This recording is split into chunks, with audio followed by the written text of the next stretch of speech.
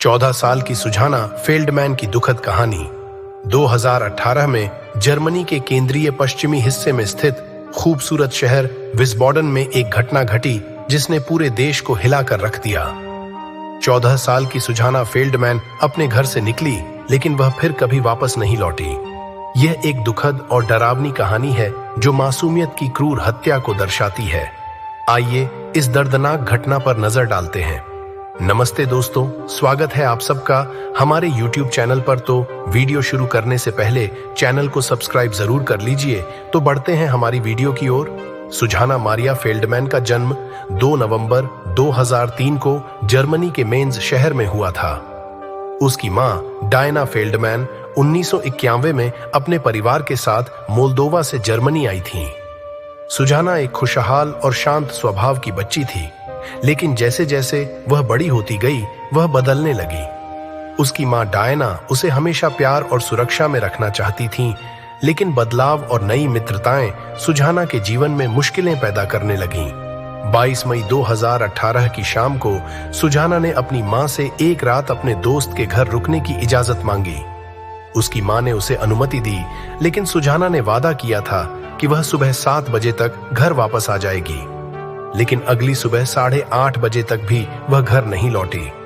उसकी मां ने उसे व्हाट्सएप पर मैसेज किया और जो जवाब मिला वह असामान्य और परेशान करने वाला था।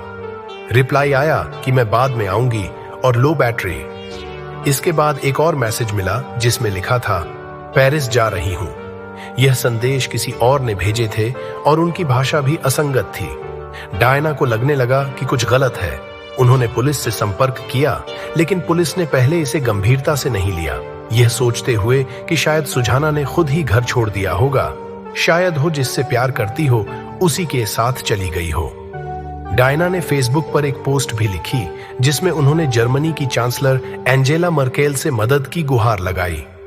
दिन बीतते गए, लेकिन सुजाना का कोई पता नहीं चला। सुजाना के दोस्त और परिवार ने खुद उसे खोजने का काम शुरू किया। उसकी मां हर जगह पोस्टर चिपकाती रही और लोगों से पूछताछ करती रही। 2 हफ्ते बाद एक अज्ञात सूचना के आधार पर पुलिस को सुजाना का शव मिला। उसे रेलवे ट्रैक के पास एक खाई में दफनाया गया था। यह दृश्य अत्यंत हृदय विदारक था।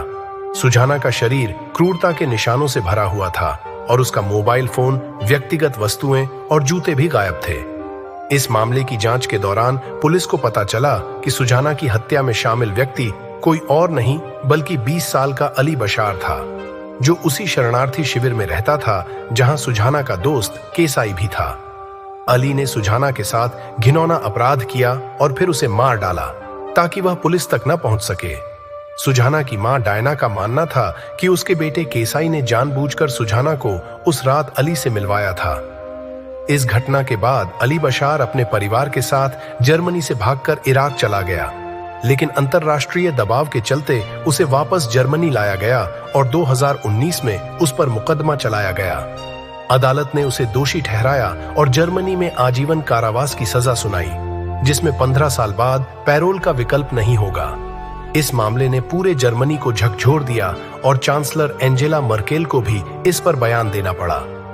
उन्होंने कहा कि यह घटना उन्हें व्यक्तिगत रूप से प्रभावित करती है, लेकिन सुजाना की मां डायना इस बात से संतुष्ट नहीं थी। डायना का मानना था कि जर्मन पुलिस ने उसकी बेटी की खोज में सही तरीके से काम नहीं किया। यह कहानी एक मां के दर्द और एक बच्ची की मासूमियत की क्रूरता से हत्या की है। सुजाना की कहानी हमें यह सिखाती है कि हमें अपने बच्चों की सुरक्षा के प्रति सजग रहना चाहिए और समय पर सही कदम उठाना चाहिए।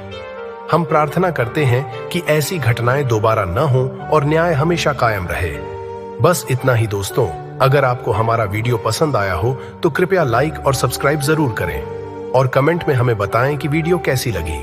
मिलते हैं हमारे अगले वीडियो में। धन्यवाद।